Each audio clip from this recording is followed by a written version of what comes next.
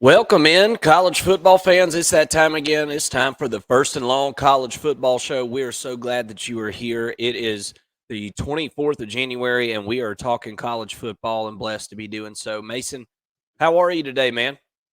Man, I'm doing good. We've been waiting with bated breath to hear what is going to happen with Jim Harbaugh, and we finally know what's going down. I'm not going to bury the lead though. Tell us, Mark, what's going on with Jim Harbaugh? We just heard from ESPN, but what's his future looking like? Well, it looks like a duck and it quacks like a duck. He's probably a duck. Sounds like he's going to the Chargers. Hmm. And from what I understand, Harbaugh is going to be taking his crew that he's got at Michigan and taking them to the Chargers. So that leaves me with the question, who's taking over the reins as the head coach of the Michigan Wolverines? Right. We both said that we thought Sherrone Moore would be the guy that would be ready to step in. He's kind of waiting in the wings. This was a guy who was an interim coach, obviously, whenever Harbaugh was suspended this year, and just seemed like a really good fit there at Michigan. But there's some other names trending, aren't there? What are you hearing? The most natural fit for this position, if he was available, would be Brian Kelly. Now, Hmm. Brian Kelly's got a really sweet gig down in Baton Rouge, and I don't know if he's really interested in this job. I think that he's a great fit for the program. I think that he would win some ball games. He'd be a pretty similar type of coach to Jim Harbaugh. He's quirky in his own ways, even, but I I don't know if Brian Kelly is interested in the Michigan job. I think that's the big question. Could you expand a little bit more on the coaches that are being reported to be going to the Chargers? Do we know? Are we talking Sherrone Moore and Jesse Minter? We don't know exactly, but we know that Harbaugh is saying that he's taking his team with him. That's his Mhm. intention is to take the team that he's got and take those guys with him to the NFL. These are people that he obviously feels very comfortable with, but this could turn from one job that needs to be filled into multiple jobs that need to be filled into multiple roster spots that need to be filled for this Mhm. Michigan Wolverines. And we know in this day and age that can happen like that.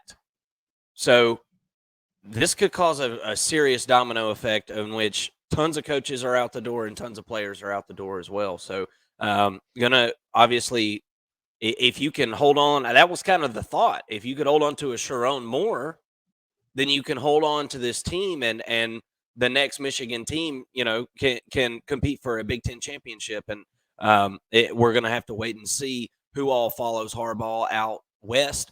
But as of right now, it does seem like he's headed that way, and he's going to take somebody with him, and we just don't know exactly who yet.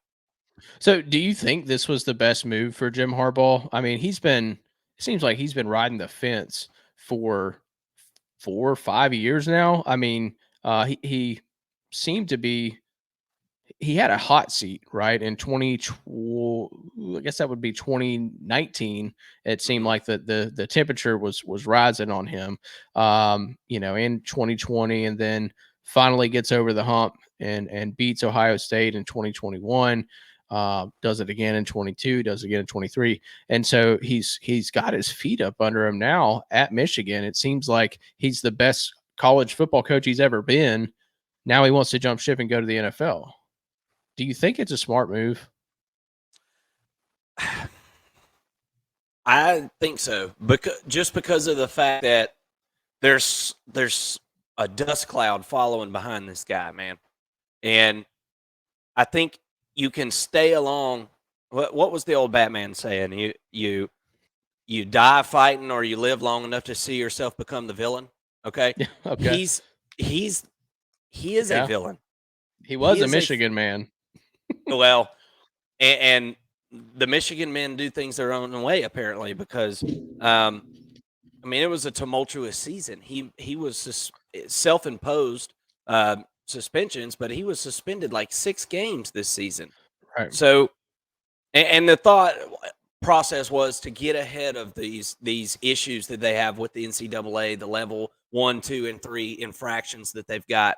Um, I think this is a smart decision because there is a dust cloud coming. There are sanctions coming. There will be wins vacated. And I just think as a head coach, you don't want to be anywhere around when if you can help it, you don't want to be anywhere around whenever that stuff happens. I mean, who remembers Chip Kelly? Chip Kelly had a show cause slapped on him by the NCAA before he left, and he said, "You know what?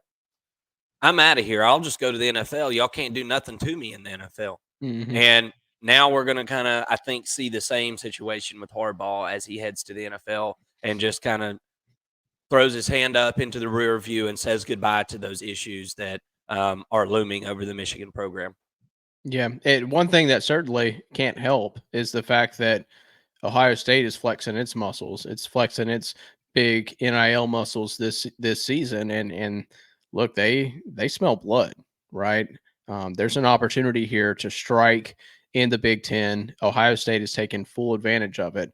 But when you compare the Michigan NIL spending reportedly to Ohio State's NIL spending now, there's a big discrepancy. So resources make a college football head coach's job easier. And I don't know that Michigan they should have the resources. They have an outstanding fan base, not taking anything from that, but we haven't seen them spend an NIL like we're seeing Ohio State do right now. Yeah. Yeah, and it will catch up. It will catch up, certainly. I mean, we've seen players that have a vested interest in a team in their heart and have to chase their pocketbook rather than follow their heart. And you're going to see that more and more as it goes on. I mean, this is just beginning. This is just the front of a new era of college football in which you're talking with the NIL situation. It's only going to progress from here, and or in some people's eyes, regress, right? So with that being said, let's kind of transition that thought over to Ohio State. And this is a team that is hot as a pepper sprout. Ohio State will win the Big Ten and compete for a natty in 2024. And here's why. We talked about the recruiting chops that Ohio State has got. They recruit top 5 year in and year out, but now they've answered Ryan Day's call to arms, and Ohio State is now part of the big time top tier college football arms race. And I mean, it's really wild because with the serious momentum, it's really only come after Christmas. They had no portal commitments as of around Christmas time, which is unbelievable. And now they have 2 5-stars from Bama, a multi-year starter out of Kansas State in Will Howard, and arguably the best running back in the country in Quinshon Judkins. Mm-hmm. So they creep up into the top 10 portal rankings. And we just talked about the Michigan job possibly coming open. That's just up north from Ohio State. There are tons of guys on that Michigan roster who considered going to Ohio State whenever they were being recruited. It was between, that happens all the time up in that area. So you've got a slew of guys and that are really talented. Obviously, off that Michigan defense, we all know what that was the best defense in the country last year and was poised to possibly do that same thing again. This just, I think, opens up the floodgates if Harbaugh does go to the NFL, which it sounds like he is. I think Ohio State is licking their chops. What do you think about Ohio State this year? They've just totally overhauled this roster on offense and add Bill O'Brien. This defense is unbelievable. Add some amazing pieces to to the defense that was already really good. So, in your eyes, are you agreeing with me that they're ready to win the Big Ten and compete for a national championship in 2024? Yes, absolutely. I think that they are the front runners to win the Big Ten and make the college football playoffs. They honestly should win all 12 of their games. I think they'll be favored in all 12 games. But look, let me start with the negative here with Ohio State. Then we can work our way towards the positive. The defense you mentioned being excellent last season, they're getting a ton back on defense. I have no doubts that this defense is going to be probably the best in college football. I think Georgia will have a little something to say about that, but on paper, this looks like one of the best teams defensively in college football. So let's move that to the side for now. The reason that Ohio State is having to go to the portal is because their offense sucked so much last year. It was so bad last year. Hard to So watch. it was really, I mean, it was amazing how bad they were. It was impressive that they were that bad, especially with the wide receiver talent that they have, and you know, Xavier Henderson in the backfield, and I mean, a, a pretty decent offensive line. I guess that's really the unit that I'm questioning most now heading into this season. They do get Seth McLaughlin, the number one center out of the transfer portal from Alabama, who probably cost them the Michigan game in overtime with his poor snapping abilities. But there's talk of him maybe just being an interior guy. I think that'd be a great fit for him. But also, I mean, some of this snapping stuff, I mean, I guess you could work that out, right? I mean, You would think.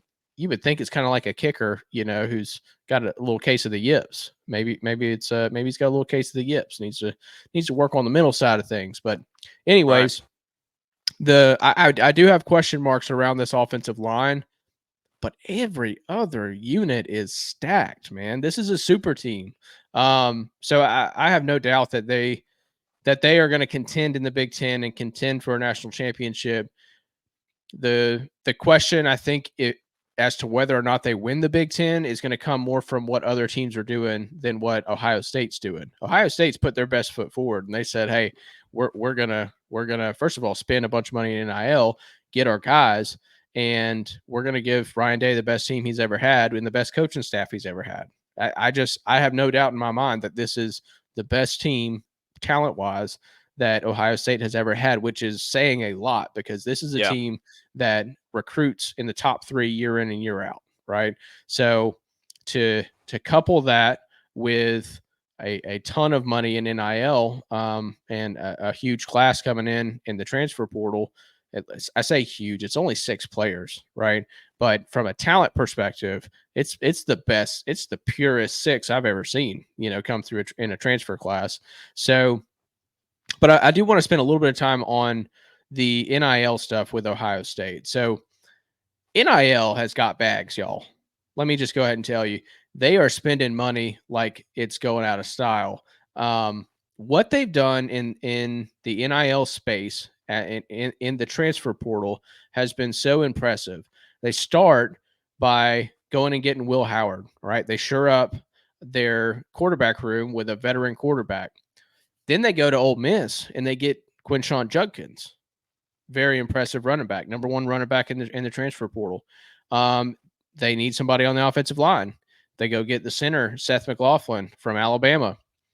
They double dip in Alabama, right? And they get Caleb Downs, number 1 safety, in my opinion, number 1 player ever to be in the transfer portal. They triple dip at Alabama and they get the number 1 overall quarterback by some standards by some recruiting services, the number 1 quarterback in the country, Julian Sayin. And they do all of this. Of course, they're spending money, and it is a lot of money. The reports are out there that it is a lot of money, but that's not. I think that people see that and they think it's a negative thing, like, oh, these players are just going to Ohio State because of the money. It's not because of them being developed or anything like that. They didn't want to come to my team because Ohio State paid more money. Well, that's sometimes the case. But if you're making that statement, you're telling me that your team's broke. Is that really the statement you want to be making? Our team couldn't afford what your team could. Well, maybe you need to commit a little bit more money to the NIL fund, to the collective. Just saying. But I think that what Ohio State is building this offseason is so impressive. And I think that they're going to be a scary force in the future of college football. I don't know how else to put it. They are creating a monster over there. And also, they just get Ross Bjork from Texas A&M, the AD. Mm-hmm. I mean, just a few weeks ago, right before all this stuff starts happening. I have no doubt in my mind that who we saw a similar circumstance happen at Texas A&M, where they went out, they had one transfer portal season, one recruiting class, where they were just spending money, right? And the same thing happened. What happened after that? Head coach gets fired because they didn't go in. Ryan Day has the hottest seat in college football right now, and it's because of his own school's doing. It's his own AD's doing. Ross Bjork might as well walked into Ryan Day's office, poured gasoline all over his desk chair, lit it on fire, and said, "Sit, boy." I mean, and Ryan Day's just like, "Hey, I don't mind. It's toasty, but I can handle it. I can handle this." Especially if it means a championship. So at the Ohio State, Columbus is all in. It's very apparent. It's a scary sight for the rest of college football when you got donors like CJ Stroud, somebody actually coming back to the team and donating. There's reports LeBron James is donating to the team. They've got some heavy hitters, and on top of that, they've got the best, or not the best, but the biggest fan base in college football, maybe the best in college football. And they've just got a huge base of college football fans that are willing to spend 10 or 15 bucks a month. And that's really kind of what it takes. It's really impressive. And I think if you're an Ohio State fan, you really should pat yourselves on the back. Well, and I don't want it to be lost on anyone how big this Julian Sayin thing is, because this guy's never played a snap of college football, but he is, I think, the most talented quarterback that has hit the portal in this offseason, I think. He has the most upside. This guy is ready to play, Mason. All of his high school, that last year of high school, he made a huge jump. All of the recruiters were just salivating over this guy, saying he's ready to go. He's ready to be playing in college right now. And I just wonder, man, this offense, I like Will Howard, and I think that there is a world in which Will Howard can be very successful, but this is Ohio State football. This is top notch, and that quarterback room with Aaron Nolan and Julian Sayin and Will Howard, I think there's going to be a little more competition there than what people understand. I think you could very possibly see by the 5th or 6th game of the year, you could see Julian Sayin starting. Yeah. I think it's very, very possible. But we're just going to have to wait and see how spring ball goes and all that good stuff. But Ohio State definitely has got a ton of momentum headed into 2024, no doubt. Let's go into our next topic here. Texas A&M is a team that is very hot. They are top 5 in transfer portal rankings. They had a mass exodus of talent, and they've had a max inflow of talent. And the question that I want to present to you and I is, who is going to be more successful in the 2024 regular college football season? Is it going to be Bama, who just lost the best coach of all time and is absolutely bleeding in the transfer portal, and it's just kind of in a soul-searching situation right now? Or is it Texas A&M, who has just gained all that momentum, like I just said, and is picking up players, and don't look now, have got a really damn good coaching staff? I'll let you kind of tee us off here. Who do you think is going to be more successful in 2024, the Crimson Tide or the Aggies? Well, I think first of all, it's such an interesting question, right? Because when you look at what's going on between these two programs, they're very similar, right? You've got a new head coach coming in who's got a ton of talent, has done the most with less, right? What Mike Elko did at Duke is actually really comparable to what Kalen Deboer has been doing over at Washington. Duke has a different level of player than even what Washington had. They have a very limited demographic of who they can recruit at Duke, right? Because it's such an elite school. And so I think that what Mike Elko did at Duke was very commendable.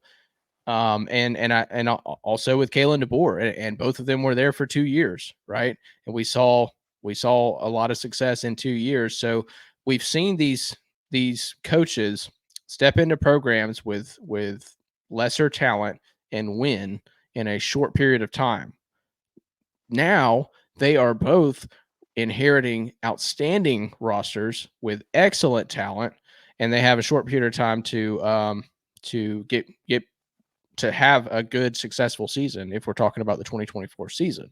So I think that this is really a pretty comparable, and it's, I think it's tough for fans sometimes to wrap their head around, like, okay, you're comparing Texas A&M, who hasn't won anything since the Civil War. Like, I don't know. And you're comparing them to Bama, which has been one of the most successful, or the most successful team in college football in the past 15 years. That doesn't make sense to me. But from a roster standpoint, I think they're pretty comparable.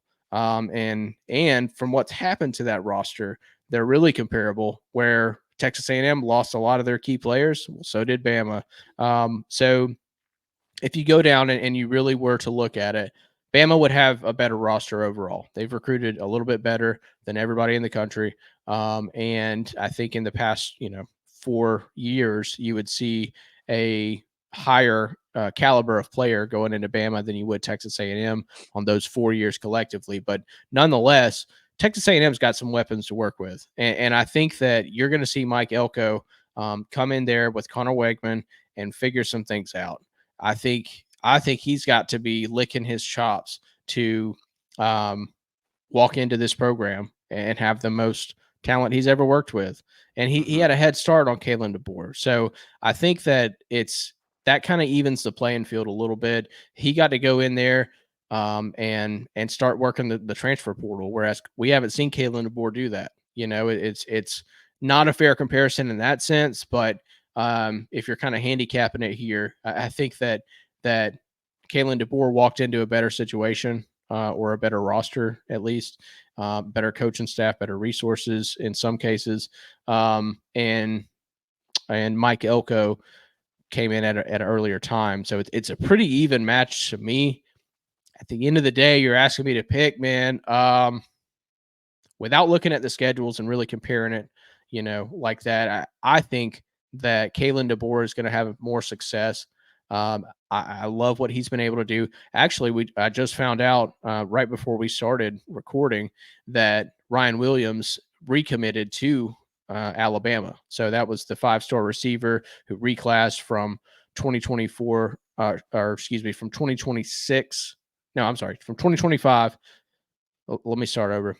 Ryan Williams is the 5-star receiver who reclassed from 2025 to 2024, and he is now recommitted to Alabama. And I think that says a lot for what Kalen Deboer is trying to do, and it makes a statement to the rest of college football that, hey, I can recruit. Right, I haven't had the resources to do it the way I like, but you know what? We've got that now, and we're going to get this figured out.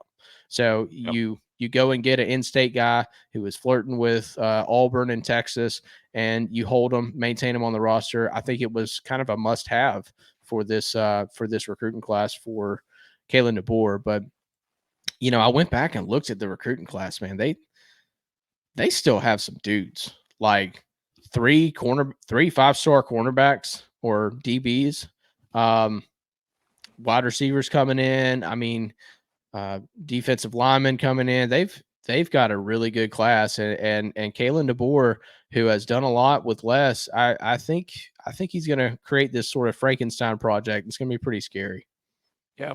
Yeah, it would be definitely interesting to see what he can do with that Alabama roster. Definitely more talent than he's ever had, even with the mass exodus. But let's kind of highlight the A&M program here, and I feel like this is something that's been kind of overlooked. And whenever we're looking at something like who is more successful in the 2024 season, I think we need to kind of dress out what A&M is even going to look like. So there's a guy named Jordan Peterson, and it's not the one that gives you online feel good talking tos. Jordan Peterson is an A&M alumni, previously the defensive back coach coach at Kansas. He's going to be your co-defensive coordinator with Jay Bateman, who was formerly at Florida as a linebackers coach and was at UNC before that. And and by the way, a former Broyles Award finalist. Holman Wiggins he's named as a co-offensive coordinator after 5 seasons at Bama. This is Bama's wide receiver coach, who is going to be co-offensive coordinator with Colin Klein. That is very impressive. That is going to be that is a great setup on that offense and a great setup on that defense. That is a great foundation to lay this Aggies team on. They're currently ranked number 2 in the portal, just barely behind Ole Miss. They have absolutely tore it up. They've collected pieces like Des Ricks, a 4-star corner from Bama, Trey Watson, a 3-star tight end from Washington. Those guys were just back on January 13th. Scooby Williams, 4-star linebacker out of Florida, and you retain Chase Bizantis, and then pick up a really nice wide receiver piece, Cyrus Allen from Louisiana Tech. He's a 4-star transfer. Oh, and then, by the way, you've got a quarterback, Connor Wegman, who has the 10th best Heisman odds in the country heading into this season. People forget how good this guy was before he got hurt, man. This guy was tearing it up, man. He was going to turn the program around.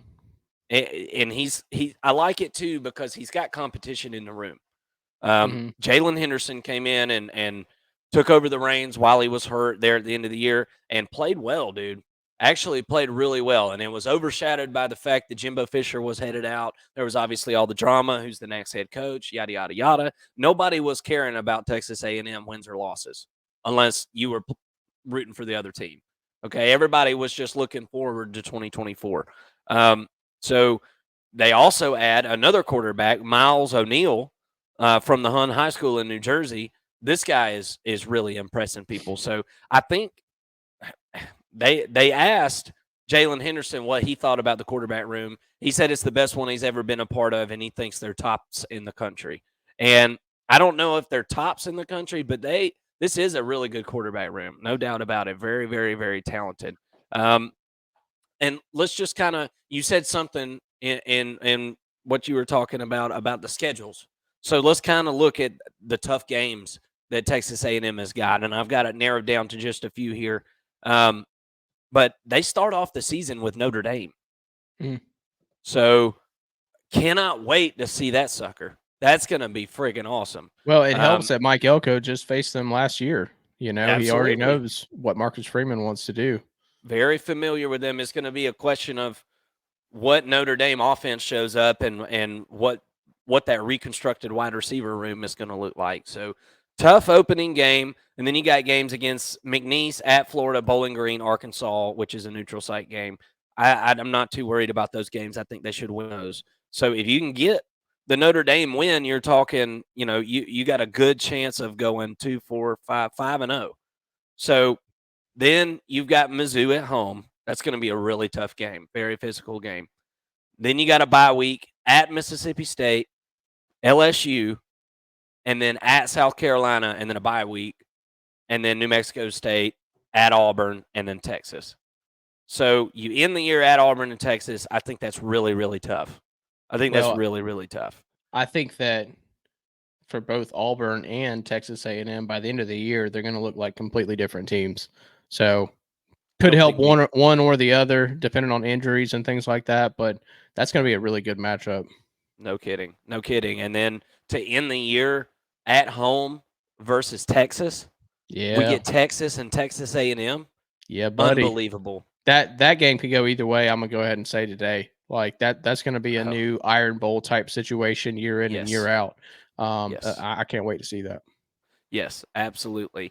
I'm feeling pretty good. I feel better about Texas A&M than I have in recent years. I think that Texas A&M is on the right trajectory. I think they hired one hell of a coach. I think it was a good hire, and I think that Texas A&M has a really legitimate chance of finishing with the same record or very close to it as Alabama this season. I think both teams will collect a couple of losses, 2-3 losses, but I'm going to reserve that for after I see some spring ball and we get to see these quarterbacks and beyond that, Texas A&M has had so much turnover, so we've got to we got to see what talent has been lost and brought in. It's going to be really, really fun to watch this spring.